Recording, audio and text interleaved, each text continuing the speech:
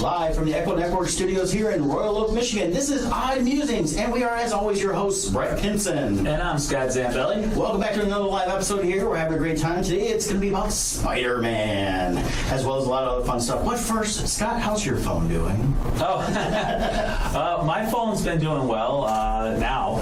My old phone, for those who were keeping track, I had a crazy mishap. Well, not mishap, but the phone was getting older and it just stopped charging. Yes. The charging port on it went bad. And so... And this was while we were traveling, too, so you had this weird travel thing with you that was a wireless charger. Yeah, that charging pad is that you just lay the phone on, which it worked. It solved the problem in the short run, but it took longer to charge, and it was just such a hassle. Yeah. So I finally went, and I have an insurance program on my phone, so I was able to do that, and it was like $100 deductible I had to pay. But now my phone's upgraded. Now the nice thing is, because my old phone was the Samsung S6. They don't make that anymore, so when they replaced this, they upgraded it to the S7. So that's cool. And and the people on the phone were excellent in helping me get my phone set up and transferring everything over. It took about an hour total and everything, but phone is working and everything's You're good. back fully alive again on your phone. That's great. Yes, I am armed and dangerous. Watch out. Selfie king of the world. Light up your Facebook. Well, my worry was with San Diego Comic-Con coming up, that show, you're there for so long on the show floor.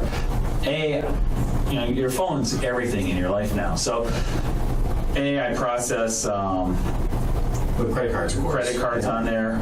If I'm doing commissions, I'm looking up references on the internet. Plus, I want to be able to do some live streams onto for our musings for what's going on around San Diego Comic-Con. So I had to do something. So I did it. It was painless. Glad I did it. I'm glad you did it. That way you're in communication and not losing out. And I'm looking forward again to seeing the stream, since I'm not going to be in San Diego, of him walking the floor. Hopefully we'll do that again this year. Yeah, what I'll do is, I'll probably... I don't know if I'll do it as a live stream or as a time-lapse type thing where you see me go all the way through. We'll see how it goes. It all depends. Yeah. The hard part about San Diego Comic-Con, especially as each day gets busier. Right. And to walk, just to go from my table to the bathroom, it's like a 30-minute round trip because there's so many people. And so... It sounds like you need to invest in either a colostomy bag or Depends. Yeah, I probably should. So it's Comic-Con, so the smell's not going to bother anybody. Yeah. So the phone is working, and we'll see what happens with San Diego. Stay tuned for that, and follow us there. I'll also be posting on our YouTube channel and stuff too. So people need to subscribe to that if they want to keep up to date with our latest posts. Now, speaking of San Diego, you did your Kickstarter. We talked about that a couple times, and now for those watching on Facebook Live, and you'll be able to see this on our website too, Scott's got the comic book in hand. He's given me my copy already, so I will be able to peruse it. It's a great feeling comic. I love the quality of the paper. The colors look fantastic. I think everybody's getting one going to enjoy this. And if you didn't get one, starting next weekend in San Diego, you're going to have them for sale there. Yes, that San Diego, all year, my whole goal was to have this finished to debut at this year's San Diego Comic-Con. Yes. So I've been working hard to meet that self-imposed deadline, and it worked amazingly. Now you have a real-life comic book. A real-life comic book. I feel like Pinocchio. I'm a real boy. But when you work in this industry, I've worked on books. I have some self-published books and stuff, but there's something about doing a comic book. Yes. The industry as a whole views comic books much different. They see in a higher regard. Sequential art, it's a difficult process. It's its own art form. Laying out the panels to tell a story. And also the art itself. I'm used to doing very high-end art but they're for covers, for posters, things like that. And you want to capture a complete story in one image, but because you're working on one image, you can put a lot of time into details. But when you're working on sequential art, part of the reason why this first issue took as long as it did was it was a learning curve in learning how to simplify the art and allow it to.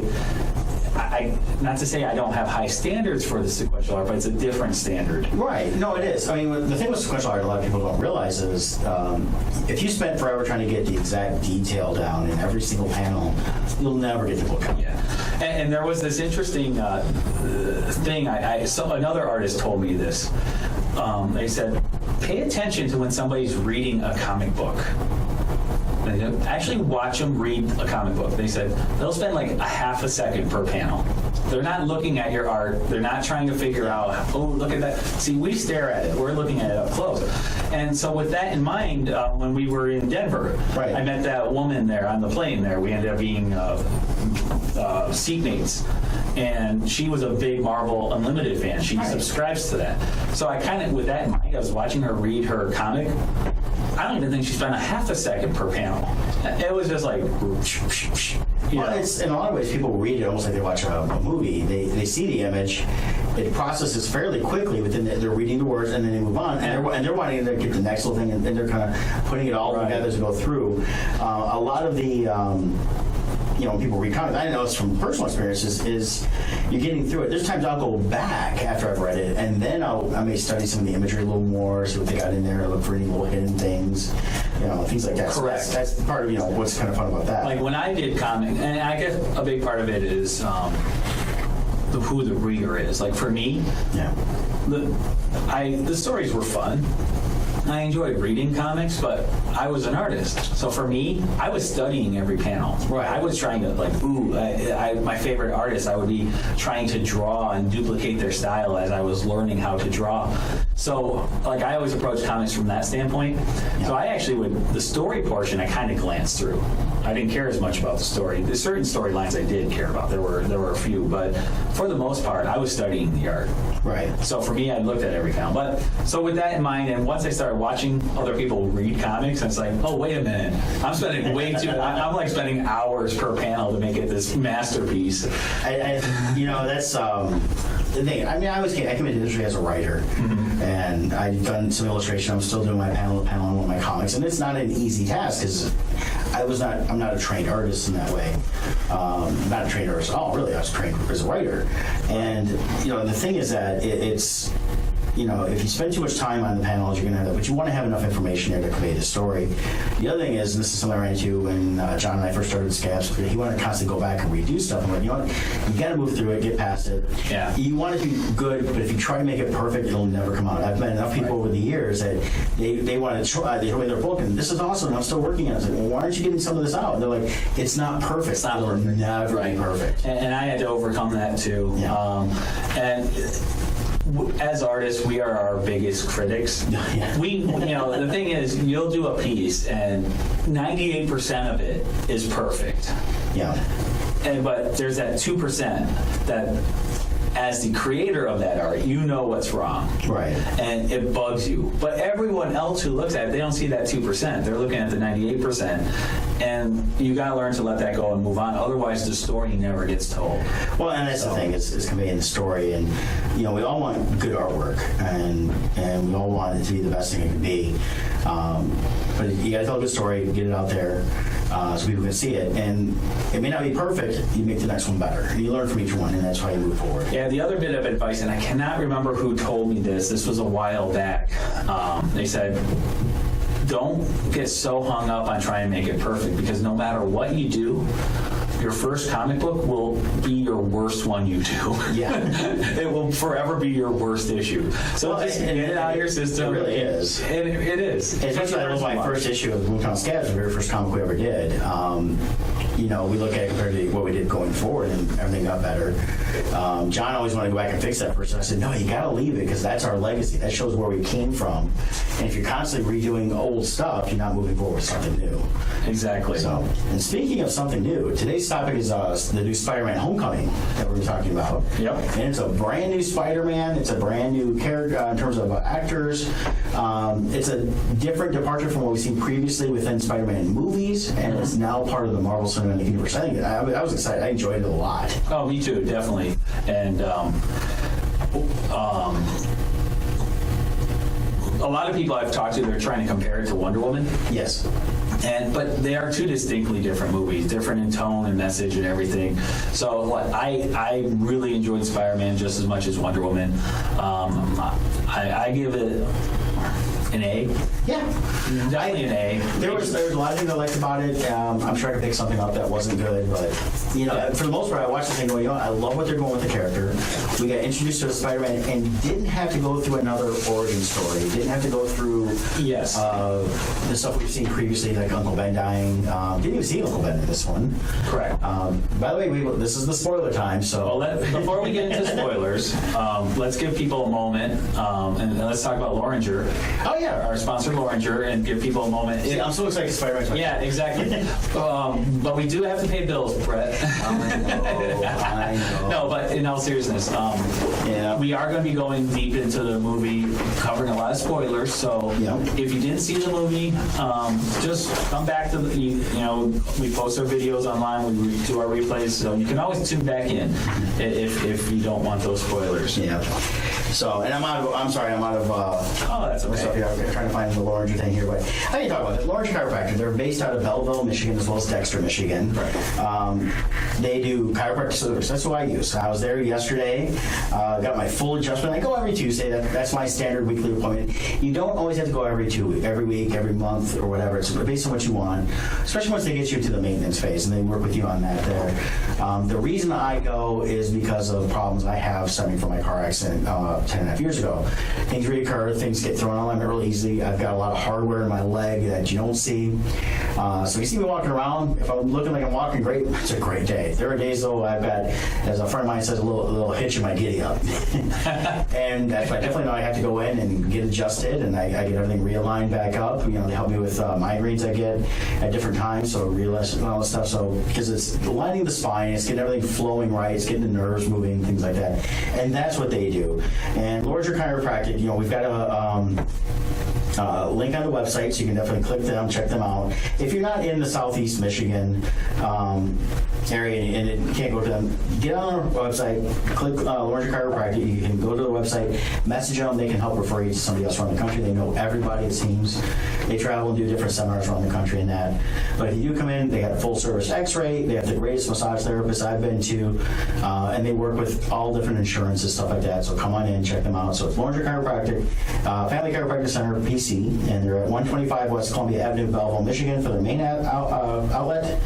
And I'm trying to find their phone number right now for you guys. I do know it starts with 734.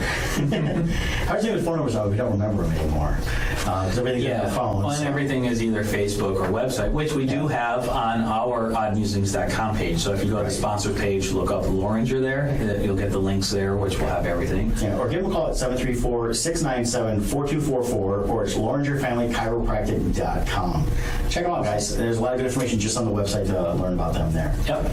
So, and thank you for putting some giddy up in my hitch. In your hitch. That's pretty much Kevin just to say that. You can tell, especially when we do a lot of traveling, as I get tired, I start a limp kicks up a little bit, and it's from my hip. Yeah. And things move around, and it's nice when we actually have a place where it has a hotel that has a pool open past 8 o'clock after the show.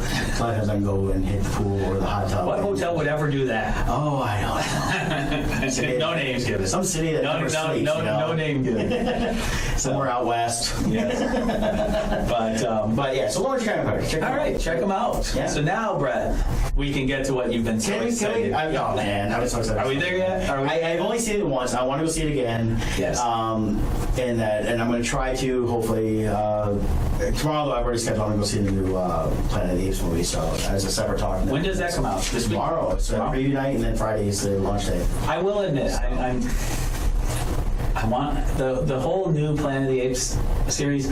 I'm just mediocre on. I can't. I don't know. I like it, but It's I don't. okay. You should hear the things it talks about you. I don't know. It just doesn't make me like whoa. The first one I was like, okay, this is kind of cool. Yeah. The second one I really liked, and this one the trailer's really good. So I'll know more tomorrow. I really liked all of them. Yeah. It's just for some reason it's a departure from the originals. Yeah. We're not getting the same type of story and this and that. So yeah. I'm looking forward to kind of reviewing and talk about that over in a couple weeks here too. Yeah. Yeah, I am going to be seeing it. My daughter Ashley is very excited to see it too, so we will be seeing it. She's a very bright young child. But I'm hoping to see it this week, but it's a crazy week with me prepping for San Diego. Right. So I scheduled it for tomorrow night, and knowing that I've got a lot of work this weekend, getting ready to head out of town myself. So cool. Well, so stay tuned for Brett's review of War of the Planet of the Apes. Yep, I'll post something after I see it tomorrow night real quick, and then I might do a little long review after that. Spoiler time. Yes, Spider-Man does whatever a spider can. Which they had the theme song during the opening credits. It was awesome. It was really cool. They did it in Raimi. We had the guy in the subway singing and stuff like that. But to hear it like over the credits as a surprise, it was like that. It like drew you right in. At least me. It was really cool too because it really showed the merger of the Marvel universe with the Spider-Man Sonyverse, or however you want to call it. I don't know what they're calling it. But the opening sequence, you had the Marvel logo coming in, and it was cool to see Spider-Man mixed in with Captain America, Iron Man, all in that whole montage. Well, and I think the whole thing with the merger was that's why they created the new Spider-Man, the new actor, they didn't go with Andrew Garfield, was this is not the same Spider-Man from the previous films they did. So it's a new incarnation. So they didn't have to do a new origin story because they tied him into Civil War. Correct. And he's already got his powers, or I should say, he's gotten powers. He hasn't. I don't know if he's gotten all his powers yet. See, that's the part that in some of the things online they've been saying, oh, he doesn't have spider sense. They never say he doesn't have it. They're just not putting a focus on it. Right. And we also don't know. Well, we do know from Civil War. I believe it was about 6 months since he's had his powers. Right. So they could be that they're going to have the storyline being that his powers keep developing. Yes, and that's my take on it. Is like he's about 6 months into it. The movie's only a few months even after that, and not very much. It does cover several months in kind of a quick time lapse thing to get you going, right? And showing that he wants to do more. He's wants to be an Avenger, right? But what it really boils down to, and he confirms his age at the end of the movie. He's 15 years old. Correct. Yeah, he doesn't need to be in. He still hasn't learned how to drive, right? Which they do some funny sequences on. But before we get into that part, let's start with the intro of the movie. Yeah. It starts off. It takes place 8 years prior to the current events in the MCU. It was a good prelude to this whole story. It really set up. It was a prologue. Way to go! And we got to meet the Michael Keaton character right away. And it really showed. What's really cool about the Marvel universe is they do. A lot of people talk about the Marvel formula and, every movie's the same. Every movie's not the same. I don't understand. They tailor each movie to fit the superhero and his style. And with this one, Spider-Man is the friendly neighborhood Spider-Man. Right. And so even with the Vulture character, we see Michael Keaton as a normal guy. He's a city worker, not city worker, but a contractor. And he was hired to clean up the mess from the Avengers in Avengers 1. Yeah. Or technically from the aliens, it's their fault. Right. Everyone acts like, well, you Avengers should have done nothing. Yeah. They were destroying things anyway, so that's what it was. So. But then you see the effects of how. Once again, though, Tony Stark is to blame. Tony Stark has the guy's contract pulled and ruins his life. Yeah, well, and the thing is, while he is the superhero Iron Man, he's kind of a jerk in real life, and even in the comics, he's like that. So I mean, he's not this perfect guy, which is a good thing. Right. And he's definitely if you put Iron Man and Batman in a room together, you always see the phrase, be whoever you want, unless you can be Batman, then be Batman. But I would put unless you can be Tony Stark. Batman's miserable. Bruce Wayne's a miserable person. Well, at least Tony Stark has fun. And Tony Stark admits it. He's like, what would you be without Tony? So he goes, billionaire, philanthropic. Batman would be like, you mean I could take the suit off? But dude, I just be blaming anything. We saw Lego Batman when he has no friends. He just hangs out in the Wayne Manor and walks around and So what we see is Tony Stark. In trying to be responsible, he wants to have. He creates this organization, Damage Control. Isn't that what it's called? Yeah. And where they work together to. Clean up these messes after the superheroes battle. Yeah. But the side effect of that was the normal average guy in the street got pushed away. Right. And so now Michael Keaton, to support his family, has to make decisions. Yeah. And this is where his solution was, okay, I'm going to take these alien artifacts and we're going to start selling them on the black market and creating our own weapons from them. Yeah. So And it's one of those things where you actually have sympathy for the Michael Keaton character. I think we lost our Facebook Live thing. I'll double check. Yeah, the Michael Keaton character is, I feel for him. He's the guy, he's got all these people, and he's responsible for their livelihoods. He's responsible for their families. It's his business, and when they don't have money coming in, they're not getting paid, and guess what? They gotta survive somehow. That's the thing. I watch this character going, I actually kind of like this guy. It's like I couldn't fault him. I couldn't say, hey, guess what? You're the bad guy. You should. He didn't do things right, but he was actually out there trying to create something better. And he even says it too. He goes, I got people to take care of. Now, as things went on, because it did cover 8 years later, and they're in full tech mode, creating all this crazy garbage that they're shooting everything up with, and selling it, as basically a legal arms dealer. He's trying to keep it on the radar. He gets people that, of course, are going to mess it up for him. So that's part of the problem there. So those that hopefully you guys are listening on Musings.com as we stream live. We've lost our Facebook Live feed, but we are recording it separately too. So yeah, I'm gonna just get a new stream going so everyone can do that. I'm not gonna bother with a description though. And then Dominic's sneaking in. He doesn't want to hear any spoilers. The spoilers over? No, There's still more spoilers? it's gonna be the most of the show. Sorry, man. Tom Holland, Spider-Man. He's Peter Parker in real life. So, and if you can't get it going, we'll just continue on, Scott. Just keep talking. Yeah. So, like I said, Michael Keaton to me is, talking about him for a minute, he's one of my favorite actors of all time. And it goes back to all his comedic roles he did in the 80s through the 90s, and some he did through the 90s. In some ways it felt like he disappeared for a while, but he's been picking and choosing his roles. I mean, like, he was Birdman, they really set up a great thing there. I think I'm hoping that's what got him the role, because Birdman is just a good guy version of the Vulture anyways. And I like this new Vulture. I liked the coat he wore with the fur, the helmet. It was different, they went full tech with it. So it wasn't like the original one, which they do that all different anyways, but it was a really cool tech looking thing, but it wasn't too polished. It wasn't perfect. You could tell it was cobbled together with the stuff they had. Yeah, Marvel has been doing a great job with the blending of reality with the fantasy, so to speak. Yes. And explaining how this tech is existing. Like, I thought it was brilliant. And then, so you have Michael Keaton, who, like, even part of his jackets and stuff, it's like very thought out. Like, okay, if he's really flying this thing, he's got to go a high altitude type stuff. So his jacket has like the fur on it, the bomber jacket type thing he's got going on, which then allows him to do these flights high up in the air and stuff. And they incorporate it way into the suit. But he's also the Vulture, which had that furry boa type looking thing around, and which I thought was cool that they incorporated they're able to incorporate elements of the real suit from the comics into the design of a reality suit so that it works. Yeah, to me, it's been one of the best villain translations so far in the Marvel Cinematic Universe. Yeah, and really, if you think about it, the Vulture is a really dorky character. It's this skinny old man. Yeah, I mean, the thing was, he was never that big a deal. I mean, they had some interesting adventures throughout the comics throughout the years, but he wasn't that big a deal. He's never been a top villain. And for the I know I heard some rumblings like, oh, the Vulture, come on, man. But I was like, but it's going to be Michael Keaton. That alone is worth. I didn't care if he came in dressed as Beetlejuice doing the Vulture. It was going to be awesome. Yeah. So, and then to help explain also how he has all of this stuff. They have these. He had a gang or whatever. He had the Tinkerer with him, who, I don't think they ever named him. I think he may have called him by his actual name, first name or something like that. But they didn't say this is the Tinkerer, and this is what he does.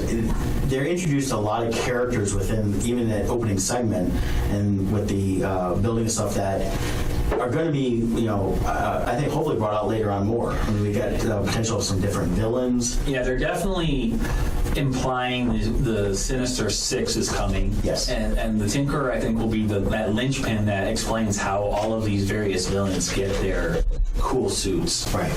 Because, in reality, this stuff would be hard to make. So you can't just have every guy on the street just making their own suit. You know, it takes a lot to build a superhero suit. Yes. Which even in the Marvel universe, you got Tony Stark being that guy. Yeah. You know, he's applying a lot of what he's doing for all of these different heroes. Well, yeah, it's talked about like Happy was in this, which was really great to see John Favreau back again, and I thought it was a great little treat to have him in there again as the character Happy, but also since he helped really launch the Marvel Cinematic Universe. But with him, he talked about some of the stuff they were packing up the Avengers Tower because they were moving to a new location, and mentioning some of the stuff they have. I mean, it's all stuff that Tony's helped build for the Avengers to help create some, the Cap's new shield and different things like that. So there's a lot of things that come tied in there. Oh, definitely.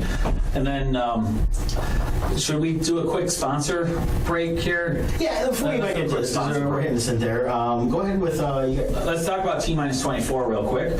So there we go. My phone reset. T-24 is a creator of unique pop culture T-shirts and vinyl decals at T-24.com. You'll find over 140 graphic tees and hundreds of vinyl decals based on your favorite movies, TV shows, comic books, and video games. So you can check out their website at www.T-24. That's TEEMINUS24.com, or go to Musings.com and check out their sponsor page on our website, and you can get all the links there. And if you shop on their website, they include shipping for free. Yep. And if you use the checkout code ODD, ODD, you will get 10% off your entire purchase. And it's especially a good time to check it out because they recently came out with a really cool shirt, a Groot t-shirt that yours truly had helped design. But they also have a brand new shirt they unveiled this week. It's a Star Wars coffee shirt. Yes. Kind of looks like the Starbucks logo. It's a parody of that with Princess Leia in the center. So and they got buttons and they got decals. So the cool thing was they show on their webpage a decal they attach to their own coffee cup. You can't buy the cup from them, but you buy the decal and fix it to your own. So it looks like your own Star Wars coffee cup. Yeah, it looked pretty cool. So check them out. You can follow T-24 on Facebook, Twitter, and Instagram, where they post about all their latest designs, including that Star Wars coffee shirt we just talked about. Yeah. And they share updates from the various conventions they attend, which we will be seeing them soon at the Tampa Bay Comic-Con in two and a half two weeks. weekends. Yeah. 2 weekends from this coming weekend. We'll be down there with them. Yeah, so we'll see Vinny and Lisa down there, and anyone down there, give them a shout out. Go visit their booth. The odd code won't work on location because you get special deals for being at the convention. Right. But still tell them that we sent you because we would appreciate that. Yeah, we want them to know that you guys are listening and that you're listeners of the show, and they like to hear that as well, to show that their sponsorship is as valuable to them as we feel it is for us. Exactly. And check it out. And if you were watching as we're kind of our Facebook Live back again, I'm wearing my Potter Weasley shirt today. Scott's got his Upside Down from Stranger Things. They just announced the release date for Stranger Things 2. We'll talk about that. And a really cool poster that they have with all the kids. You see them sitting on their bikes from behind, and then in the distance, like this storm growing, but it looks like there's this creature in the storm. Very excited. I can't wait to talk about that in the coming months here. Definitely, that's gonna be cool. And Game of Thrones this week too. So I think that isn't that this week it comes out. It starts on Sunday. Yeah, so we'll be talking about that soon too. So yeah, so definitely. Anyways, for that. So back to Spider-Man. Of course, you can use everything. You go, Iron Man does never an Iron Man can. No, it'd be Iron Man spends whatever Iron Man spends. But so back to Spider-Man. They did a great job with the villains. Arguably one of the best villains they've created. I think Loki would be the only one that's actually better than the Michael Keaton villain at this point. Yeah. But he's also now, we're looking at it after a few films with him, and he's still popping up here and there, where I think for the launch of a villain of this caliber. Yeah, it was definitely a great launch, and it seems like Michael Keaton's going to be the linchpin for all of the Sinister Six movie. I think he'll be back quite a bit. Well, I think he's going to be tied into the Spider-Man portion of the movies. We're not going to really see him through some of the other ones at this time. Correct. There was talk before of that Sinister Six movie that Sony wants to do. This, I think, is a better way to launch it down the road. We're getting Spider-Man 2. They've already confirmed they're going to do that. I believe we get that in 2 years. That comes after the Avengers Infinity War, after Black Panther, after Thor. I saw there's a timeline online where that's going to be coming in. So we're still about 2 years off from that, which is great because they're going to keep Tom Holland young. So he'll still be in high school. They're going to keep him young? Yes. They're going to put him on ice in between movies? They're going to shellac him between them. It's in his contract. You can no longer age. Well, unlike Tobey Maguire and even Andrew Garfield, they were it seemed like he was jumping in years really quickly. Well, Tobey Maguire, correct me if you know this, but I believe he was 26 when he filmed he the was first already Spider-Man. he was already up there. Which is why they so quickly progressed from high school into college and even out of college. Right. It's just the reality of age. And movies, and that's why I think we get to see the Tom Holland. If he ends up doing the 4 pictures they're talking about doing, we'll see him progress from high school into some college.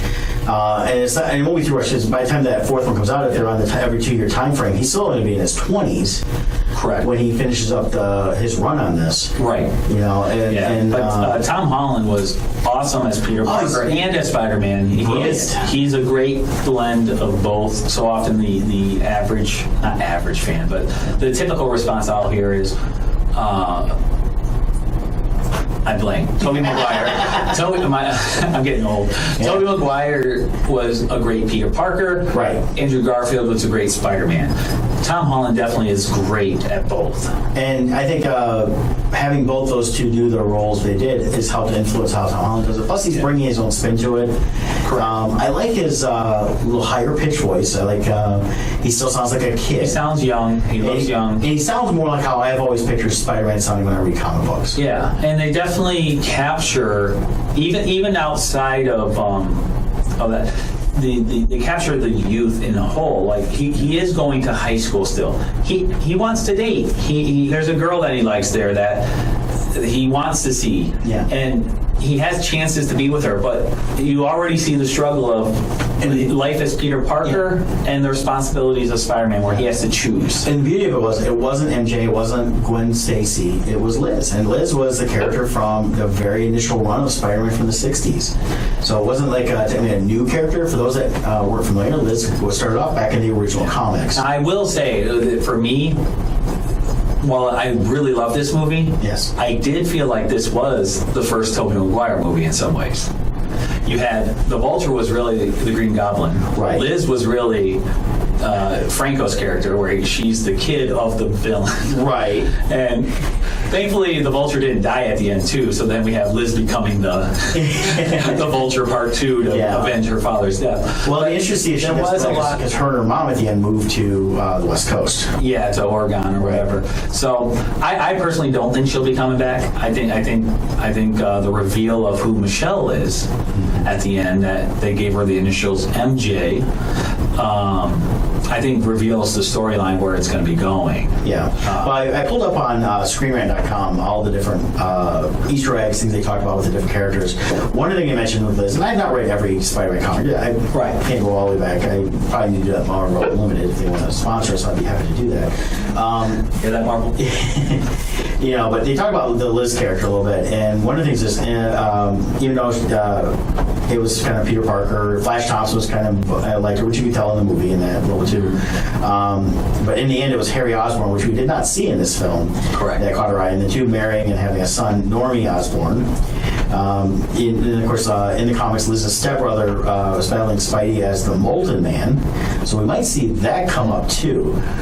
If since her mom looks like divorced the Vulture, and if he was to come out and remarry and they introduce that character, that could come up. I don't think we're going to see all this. I don't think we will. I mean, we don't have like 40 years of comics to throw in a couple hours. That's an interesting side note. Yeah, definitely. And it says her later romance with Daredevil's legal partner Foggy Nelson. I'd love to see her pop up on Daredevil. That'd be fun. See, now that's where these side characters in all these movies, I wish Marvel would incorporate more in as the crossover characters, where we see them like they did with Lady Sif in Thor. Yes, we saw her popping up in S.H.I.E.L.D. and even though she's a minor character in the movies, she could easily be a major character in the TV series. So I think that would be awesome if they could. Now, being Sony as the partner, I doubt we'll see crossovers from them. But even from the Infinity Wars and all those, it's just it's so. Punisher in a background scene. Yeah, Or well, whatever. I think that for the Sony part of this stuff, they should allow this because all it does is it helps them with their Spider-Man brand. And I think limiting and say, we don't want to be a part of this, or we just want to keep it limited. It's like, Well, it won't be the Sony part; it'll be the Marvel part. I think they won't want to, unless they can market it, because the agreement they have with Sony, my understanding of it is Sony makes the money from the movies, right. but Marvel gets to market it, and they make the money off the merchandise. So any Spider-Man toys, anything like that sells, Marvel makes that money. That's my understanding. But yeah, then there's some other really awesome characters. We have Ned Leeds. Now, Ned is a very interesting character. He's the guy in the chair. Yep. Which he's referenced to as a few times in the movie, and then gets to be the guy in the chair. Right, and it's really cool in that the way they portray him. He's Peter Parker's dorky friend. Yeah. He wants to build Legos. But both of them are geeky and dorky, which is awesome. Oh, definitely. But what's cool about it is when he finds out, I like how they handle him. This would be a huge secret. Yeah. So first of all, you're the unpopular people in school, and you now have this secret that your best friend could make you really cool. Yes. And you see a couple times where he almost leaks it, and he comes up. What was the one where he's like, "Well, Peter knows Spider-Man," and Peter's like, "What?" Well, because Peter's side thing was he supposedly had this internship with Stark Industries, and that was his reasoning for not being. That was his cover story. That was his cover story for being Spider-Man. Right. Yeah, and Ned almost blew that a couple times. Right. Which was hilarious. The actor who played Ned was great. He really he captured that enthusiasm, and everything that came with that role. So. Well, the look on his face when and they showed a little bit of the trailer when he had Tom Holland kind of coming across the roof of his bedroom, the ceiling, and drops down, and Ned's sitting there. And when you see that full season, he's got the fully completed Death Star Lego set he put together. It was like 3,000 and something pieces. He just drops and it shatters. Which recreated the end scene of Return of the Jedi. Right. The exploding Death Star. And it was just great. He goes, "You're Spider-Man." "No, I'm not." "Yes, you are. You just walked on the ceiling, man." Yeah. And now this is another scene where people will point out where, this proves he doesn't have spider sense because he didn't know Ned was there. But technically, spider sense talks about danger. Right. Spider sense was when something's about to happen to him, it was coming his way. Yeah, and he needs to save someone or save himself. Spider sense isn't becoming omniscient or right. He's not aware of his surroundings in terms of every little thing. Yeah, if something dangerous is going to happen, he would react. So I didn't see that scene as proof that he doesn't have spider sense. And I think spider sense really is the powers too are going to develop as he goes on. And I think that's something. Why launch everything? I mean, with the Tobey Maguire, he had all this stuff really quick, and his Spider-Man was completely different because his web shooters were naturally built into it. Right. Now there is also an interesting. I'll let you do the talking on this part. There is an interesting backstory to the character of Ned Leeds, which comes from the comic books, which we'll see if it develops in the MCU. Well, it's going to be interesting to see how they deal with that because in the comics. He went on to become the Hobgoblin. Yes. And trying to find my little notes here on this thing I read here, talked about that. I don't see that happening with this character. See, I think it will. You know why? Here's why. Okay. Because they've already done the Green Goblin storyline. Well, I think we're going to have a Hobgoblin, but I'm wondering if we're actually doing Ned or somebody else. Yeah. I kind of, almost like the fact that he could end up being the man in the chair for him. But maybe if they wanted to progress that aspect of it and go a little further, they could and take it down the road and he could change. The thing with him is, and I'm a chubby guy too, but he's kind of a chubby kid, and not slamming him. This isn't fat shaming or I don't get no emails about that. He's a bigger guy, and personally, I thought it was great to see a guy with an experience like mine. That was definitely a big part of the story. It was hilarious too when he wanted to try on the suit. Well, I like seeing when he puts on the mask because if that was real. Yeah. Like Peter is sleeping. He's going to put the mask on. Oh, God. And then what I liked was and it's funny with both of Peter's masks, the one he made and the one I made, the eyes moved.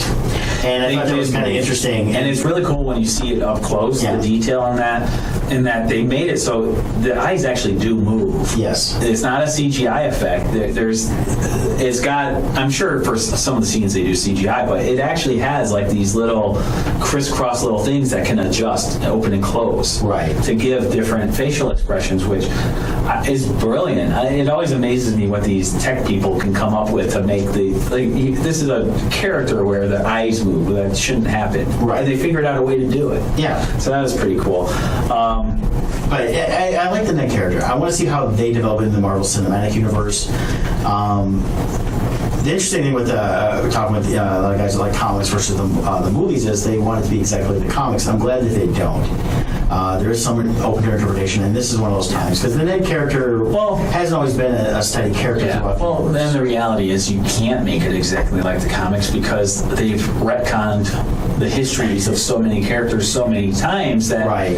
And then do you do the original universe or do you do the Ultimate Universe? The Ultimate Universe, Yeah. or And realistically, the Marvel Cinematic is a hybrid of both of them. It's its own thing. It's its own universe. Exactly. And that way, it doesn't take away from the stuff you're reading in the comics. It doesn't have to all line up with the comics, but they have continuity within the movies themselves. Right. Which, of course, we say now because it's been confirmed that the kid in Iron Man that helped him out was Peter Parker. Right. Which leads to the fact that Peter Parker is, in his own right, a natural genius of building stuff, creating stuff, and what it shows too is it explains Peter's desire to please Tony Stark because when he was, I don't know, he would have been probably 6 or so in that movie. Correct. So as a child, here he is with an Iron Man suit on, facing a giant deadly drone that was ready to wipe him out, and then Iron Man actually showed up and saved him. Yeah. And then that was Peter's actual meeting with him. So he would be this person he looked up to his whole life and wanted to emulate. And so when Iron Man he sees him as a father figure. Yeah. And when Iron Man takes away the suit from him, you see how depressed it is. And when Peter says, I just wanted to be like you. Yeah. You can see how that all tied in together, which I think was really cool. Yes. Also, there is a good, strong message in this movie too, where it's so easy, even as artists and everything else. There's a difference between something being a tool that helps you and a crutch that you rely on. And what you end up seeing is how Tony Stark's really cool suit was becoming a crutch. Right. Well, especially after him and Ned really cracked the suit for him and opened up. He goes, "Oh, this is training mode." That's funny too. Well, then you see how he wasn't ready for all these new commands. But the lesson was how when Iron Man takes away the suit. Yeah. Peter Parker was forced to actually be himself again and be Spider-Man, learn how to be Spider-Man without all of the cheats. Yeah. And they have that powerful scene at the end, which has been emulated throughout the comics many times, where Peter ends up crushed beneath this weight of a building, and Tom Holland played it brilliantly. You could feel the fear. Like he thought he was dying. Yeah. And Spider-Man has, the strength is something that, they talked a little bit about it through the other movies. It's really got to showcase that without everything else, the core of Spider-Man is not just being able to climb walls and stuff like that. It's also his strength, and he's a very strong character. Oh, he's actually one of the strongest characters in the Marvel Universe. Yes. But Peter Parker doesn't know that. Right. He doesn't. He sees the world through his reality. He's never tested himself. So here he is, buried under this building, pinned down in this horrible position, and he's trying to call for help. You can hear the fear, and he does a great job. And then he finally has to make a decision of, I can do this. People are relying on me. I have to do this. And then you see him almost become Spider-Man. It's where he's accepted, I am a superhero. Right. And he rises up, and he does that without the help of Tony Stark, without the help of anyone else. It's purely him. Yes. And I thought that was a really powerful moment, even though watching it, you know what's going to happen. But even knowing, it was still powerful. Yes. And that's what I really liked about that scene in particular. Now, one character who I I gotta say, I was not happy with was the Flash Thompson character. He was a kind of, unfortunately, I think felt more like a modern bully in terms of I'm just a rich kid that can tell you what to do. The Flash Thompson was always a jock, a bigger guy pushed around, and instead they made him an intellectual, which in some ways makes sense for being supposed to be this science high school they're all going to. But at the same time, makes sense to me though. It's not like they didn't even have any sports programs there, so it's like I'm going to bully you with my mind. Yeah, I don't know. He wasn't the impressive. And if they were to go the route of Flash Thompson down the road, it's not going to fit some of the molds of later on. But who knows? Maybe that'll change, or maybe they're just discounting the character altogether and saying we're not even going to go forward with him, so it's not going to matter what we do with him. You know, so definitely a little disappointing on him. Not a bad disappointment where it affects the movie and how much I like it, but it's definitely things like kind of just that. But yeah, my dislike of that wasn't enough to be like, this was dumb. Plus, Flash Thompson isn't an important enough character for me to care about. He's popped in and out of the universe, the comics here and there. So. Yeah, so I just was disappointed. I thought it would have been cool to make him more of the stereotypical Lord, make him a physical threat because and he was supposed to be this bully or be like the leader of the school as the most popular kid, but in a lot of ways he didn't feel that way even then. He's playing DJ at the party, right? And while people are dancing and he's making fun of Peter Parker, it still kind of came off as kind of lame. Well, part of the thing is, this kind of goes with the Captain America thing, where Captain America was a small person physically, and part of what made him great as a hero was once he became powerful, he could empathize with the little guy because he was the little guy. He knew what it was like to feel inferior. And with Peter Parker, the whole thing was physically he was inferior and he was picked on. And now he has these superpowers and he could easily get revenge. Yeah. Whereas the Flash Thompson character, that was his arch nemesis. Yeah, and that was his high school bully. To me, this Flash Thompson was just a nuisance. He wasn't an annoying jerk. You almost just want to smack him in the back of the head. Because Peter, they even implied, even from a mental standpoint, he wasn't superior to Peter mentally. Well, yeah, he was the backup. The whole debate and the science team or whatever the club they were doing. Right. You know, he was like a second alternate almost. Correct. So to me, it was never like. There was never an aspect to him where Peter felt threatened. Right. So I don't know. That was my opinion on him. But outside of Flash, now there is a cool kind of cameo type thing or connection to the 2008 Hulk movie with who was the lead of that? That would have been Edward Norton. Edward Norton, that Hulk. Yeah. Which was actually the first MCU movie, correct? That's considered the first MCU? No, I think Iron Man came before that. Oh, yes, Iron Man was first. Yeah, Iron Man came before that, then they launched that. But if you remember, when you see Spider-Man Homecoming, the teacher that's in charge of the group that goes there... played by Martin Starr. Right, who's from Freaks and Geeks. He's in Silicon Valley. He's in Silicon Valley. I really like him. He's a great actor. I enjoy him in a lot of different things. Yeah. He was in the 2008 Incredible Hulk with the Edward Norton one, not the Ang Lee one. Correct. So the Ang Lee has nothing to do with the Marvel Cinematic Universe at all. And he was the computer nerd that basically Banner had to negotiate his way past and to use the Culver University computers. If this is the same character, this is what people are speculating is the same character, he could be a teacher at this school, because of course he's a computer nerd. This is a science school, so he could be teaching computers and in charge of their basically their trivia club or their debate club, whatever they called it. So he could be the teacher if it's the same guy, and I think it's kind of a cool little nod on that.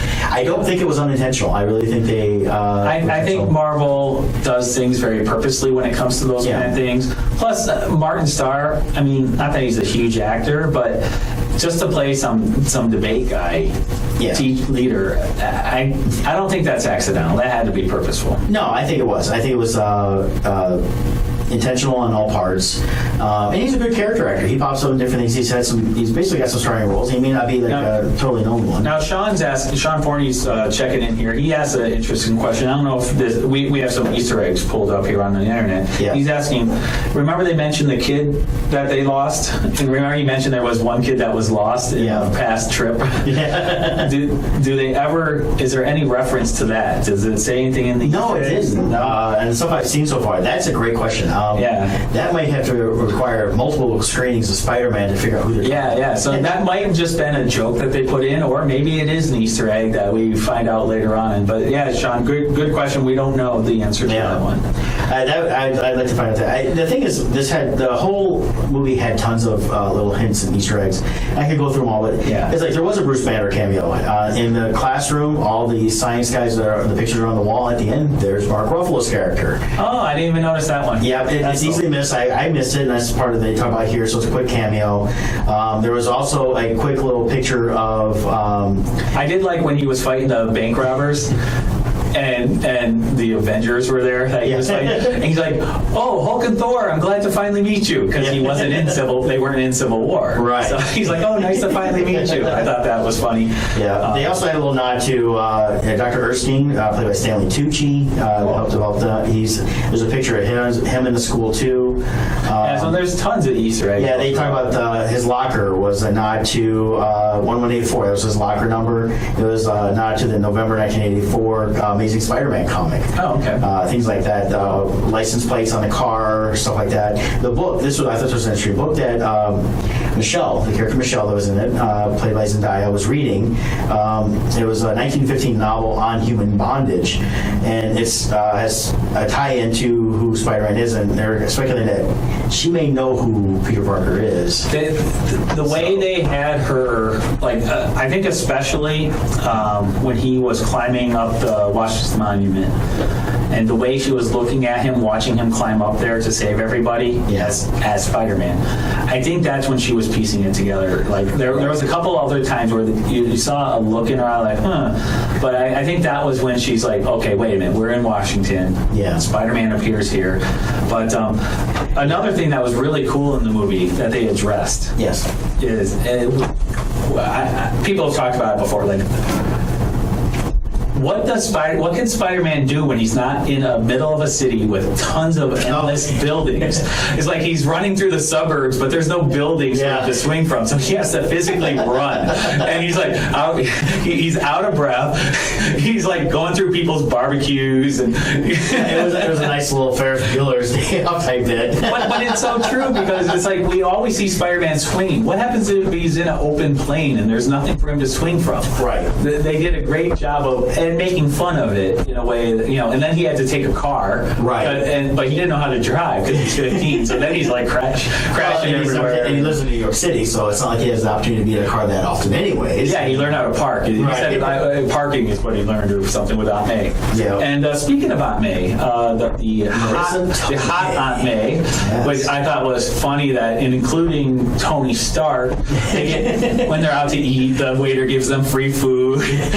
When he's at the sub shop or the pizza shop or whatever it is, the sub shop. Well, he goes to that little corner store where he gets the stuff, and the guy speaks and says, his aunt's the hot he's talking in a different language, and then Peter answers him, what about your daughter? Yeah. And I was like, okay. But it's just a running joke that everybody in the city thinks Aunt May's hot. Yeah. But the ending is very interesting.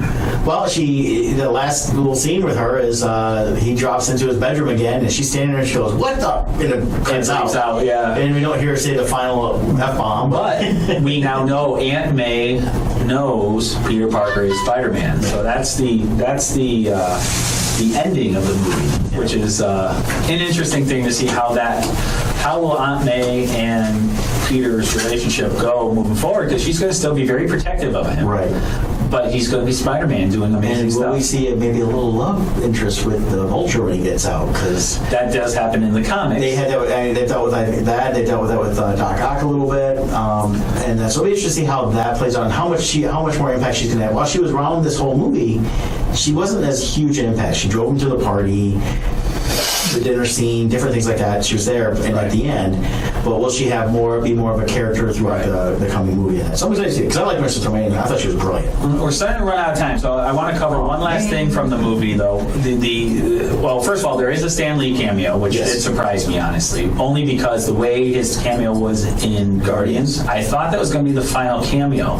So evidently, the Watchers did give him a ride home. Yes. So if this took place after the Guardians timeline. It comes out after Technically, it could be different. before. So. That is true, because Guardians, we don't know where they are, but I think they tend to make these movies so they're kind of in order. A little bit, yeah. But we'll see what happens there.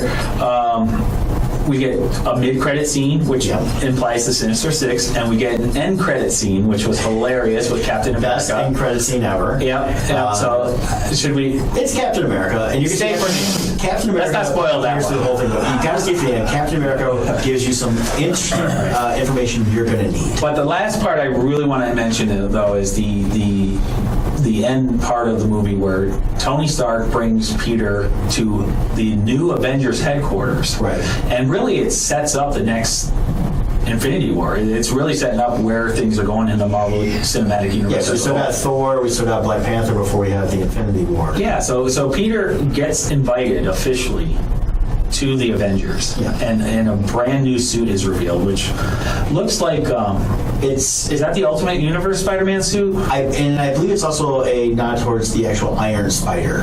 Iron Spider, I think that's it. And Peter says no, and which is interesting because this is all movie. Yeah. I want to be an Avenger. I want to be an Avenger. All movie, he wants to impress Tony Stark, but then the opportunity comes, and he realizes.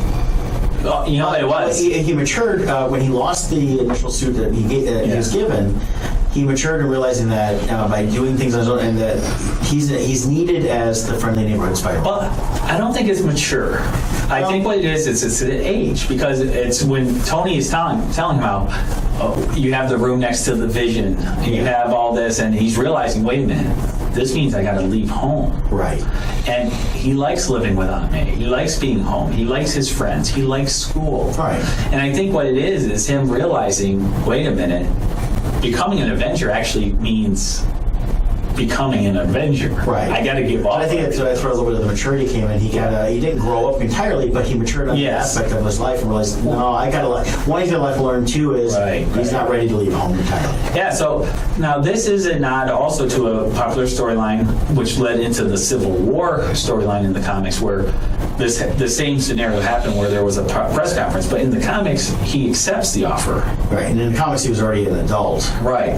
So that ties into the final part of the movie, though, where he declines it. So now Tony Stark has to come up with an excuse of why he called this press conference. And here comes Pepper Potts. Pepper Potts. Gwyneth Paltrow pops in, which was shocking because we haven't seen her since Iron Man 3. Right. And there has been various fan theories of what happened to her, whether she was even alive. Did the radiation that she was exposed to kill her off? And that's why there's always been veiled references to her not being around, but they've never said what happened. Yeah. So nobody knew what was going on. Well, now we know. She is back. Yeah. And it sounds like Tony's going to propose to her. Well, that was the hint for Happy House in the Ring he's had on him for years. And Pepper's like, I can't believe you've been carrying that. And so they go into the press conference, and we'll see what happens going forward. Yeah, definitely. So let's give a shout out to our final sponsor, last but not least, the Chubby Duck. The Chubby Duck, which I am pulling up right now because I forgot to pull that up. I have it here, though, I promise. And if you're looking online, it's on Facebook at Chubby Duck Detroit. Part of the problem is I have this new phone. Yeah, make sure you like their fan page. All of my... all of this stuff. All the buttons are in different spots. Yeah. Okay, so located in the heart of Detroit, the Chubby Duck is working to bring the freshest local ingredients together with a little Motown soul to create a new and sustainable food tradition that everyone can afford to enjoy. So go on Facebook, check them out at Chubby Duck Detroit.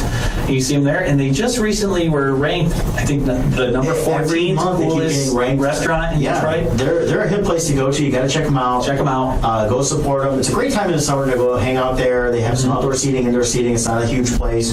The food is awesome. It's fresh. Food is definitely awesome. So, and wrapping up, next week, I'll be off to San Diego Comic-Con.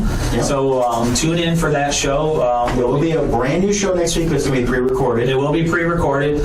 So, but we will be posting a video of it and everything too, so you can watch that. But we will be covering, we'll be doing a sneak preview or a sneak peek preview, whatever you want to call it, of San Diego Comic-Con, as well as the Tampa Bay Comic-Con, which both Brett and I will be at the following weekend. Right. But you can join us live in 2 weeks, as long as technology works in our favor, we're going to go live from Orlando. Universal Studios. Yep, hanging out. And, Or from a jail cell. Yeah, if we get busted.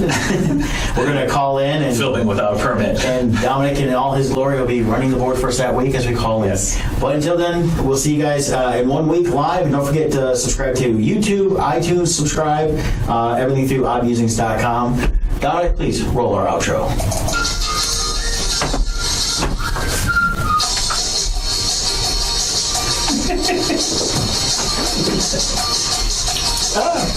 Microphone's caught. Bye, guys. Bye, guys.